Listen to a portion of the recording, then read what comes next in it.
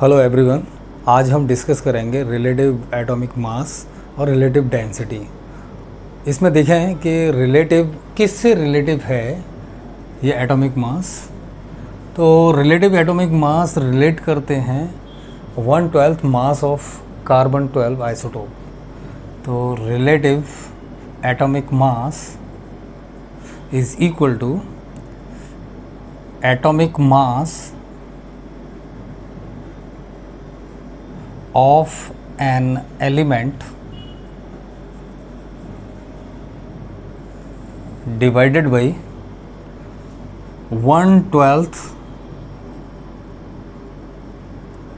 mass of carbon 12 isotope।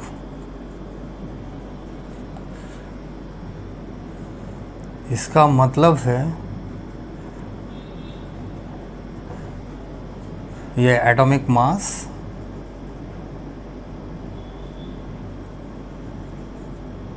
Of element divided by AMU, ये AMU है। तो इसका एक एग्जाम्पल देखें।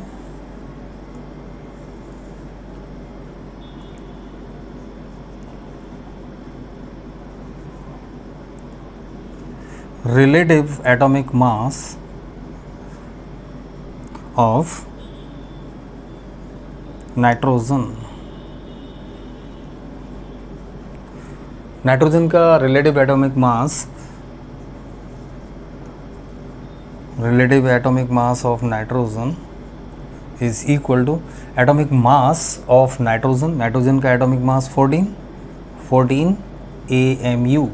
एटॉमिक मास की यूनिट है AMU या यूनिफाइड मास, और इसे मैं रिलेट कर रहा हूँ AMU से 1/12 mass of the carbon 12 isotope, that is AMU। और यहाँ ये कैंसिल हो गया AMU से AMU, तो ये 14 आ गया। तो रिलेटिव एटॉमिक मास की यूनिट नहीं होती है, इट इज़ यूनिटलेस।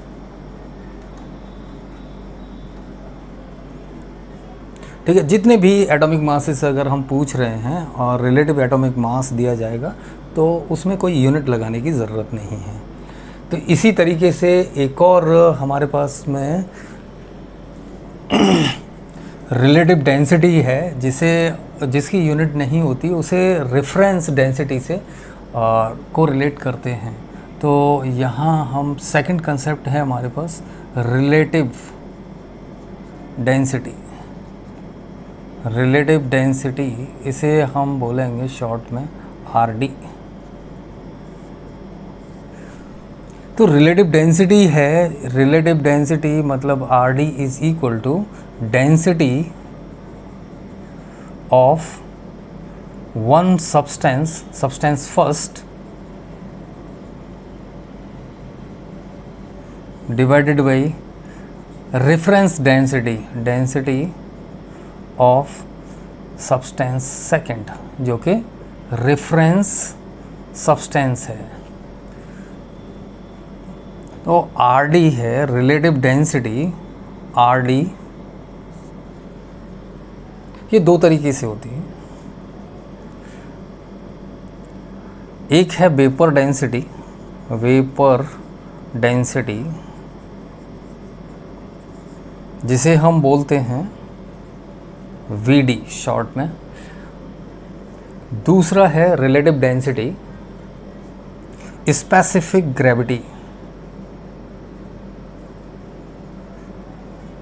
ग्रेविटी, इसे बोलेंगे SG। जो एब्सोल्यूट डेंसिटी होती है, ध्यान दें, absolute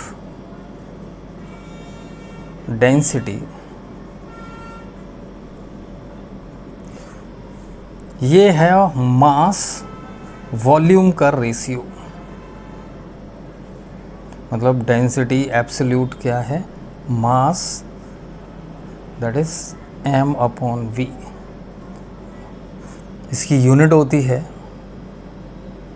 unit of density, absolute density is gram per centimetre cube, in CGS, और kg per metre cube in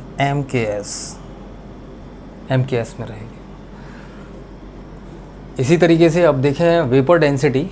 vapour density को हम डिफाइन करते हैं density of gas with respect to density of reference gas.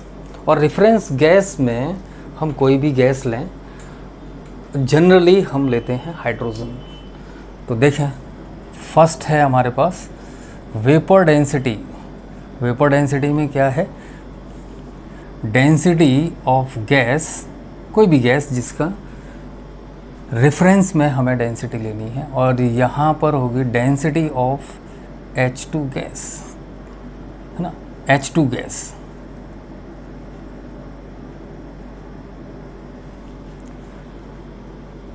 ध्यान दें PV is equal to nRT। N is the number of moles which is equal to mass of the gas divided by molar mass of gas। तो N की value इस equation में put करेंगे, that is ideal gas equation. तो PV is equal to W upon M multiplied by RT। तो P is equal to W upon V multiplied by RT upon M. M is the molar mass of the gas. तो P is equal to dRT upon M। हम M को इधर लेके गए तो M is equal to d RT upon P। Under the similar condition of temperature and pressure, temperature and pressure क्या है, fixed हैं, सिमिलर हैं। तो हमारे पास molecular mass is directly proportional to the density. तो अगर मैं कहूँ कि vapour density of gas that is molar mass of that gas divided by molar mass of H2, यानी मॉलिक्यूलर मास बोल सकते हैं हम गैस का, और उसे डिवाइड कर दें हम किससे, molecular mass of hydrogen. Molecular mass of hydrogen 2। तो हमारा molecular mass is equal to vapour density multiplied by 2, ये फॉर्मूला आता है। और इसमें हम रेफरेंस गैस भी ले सकते हैं। तो देखें वेपर डेंसिटी क्या है, वेपर डेंसिटी है डेंसिटी रिलेटिव डेंसिटी, और इसमें हम देखेंगे कि इसकी यूनिट नहीं है, यूनिटलेस है, इट इज़ यूनिटलेस क्वांटिटी है। आगे इसमें देखें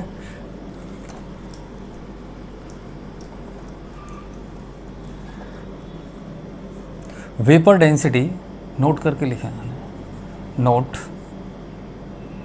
vapour density of any gas is with respect to hydrogen gas unless otherwise gas is mentioned.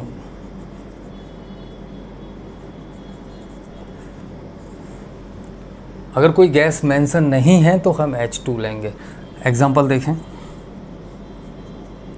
Example 1,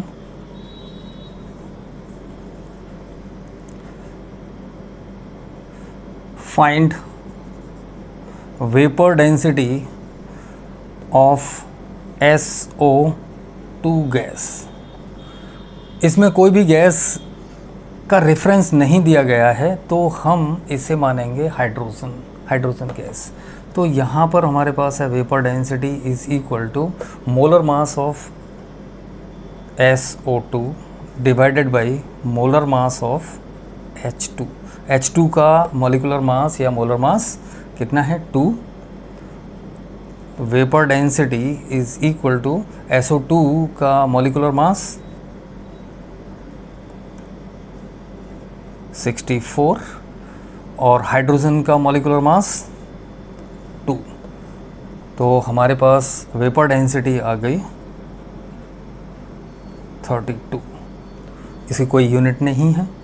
इसी तरह से एग्जाम्पल देखें दूसरा, कि अगर हमने कोई भी गैस मेंशन कर दी with respect to any gas और किसी दूसरी गैस की हम वेपर डेंसिटी पता करने हैं, तो ध्यान दें, calculate vapour density of SO3 gas with respect to methane gas, that is CH4। इसमें देखें कि वेपर डेंसिटी मीथेन के रेस्पेक्ट में SO3 की क्या होगी। तो मोलिकुलर मास SO3 का कितना है? 80 और CH4 का मोलिकुलर मास 16, SO3 का 80 डिवाइडेड बाई 16। तो vapour density with respect to methane 5। ये हमारी वेपर डेंसिटी हुई। अब हम स्पेसिफिक ग्रेविटी की बात करें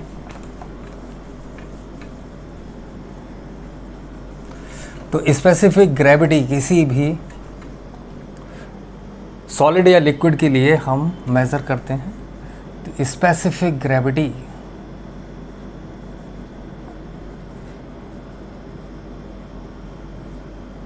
ये रेफरेंस डेंसिटी है, इसे Hg से रिप्रेजेंट कर रहे हैं। It is defined for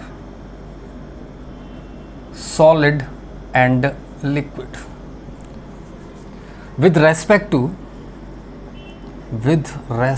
to water, liquid at 4 degree C। इसके रेस्पेक्ट में हम स्पेसिफिक ग्रेविटी को मेज़र करते हैं H2O 4 डिग्री सेल्सियस पर। तो मैं यहाँ लिखूँ specific gravity is equal to, ये कोई भी लिक्विड, कोई भी सब्सटेंस है, सब्सटेंस किसमें? लिक्विड के फॉर्म में, डिवाइडेड बाई इसकी डेंसिटी ऑफ लिक्विड, सॉरी ये है डेंसिटी ऑफ एनी लिक्विड, और डेंसिटी ऑफ सॉल्यूशन कर लीजिए, solution, density of solution divided by density of water at 4 degree C। ठीक है, ये हमारा फॉर्मूला है। तो इसे क्वेश्चन देखें एग्जाम्पल के तौर पर।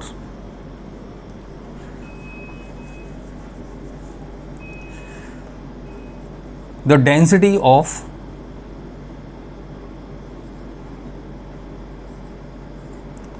mercury Hg is 13.6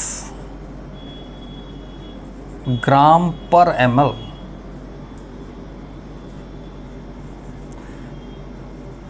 find specific gravity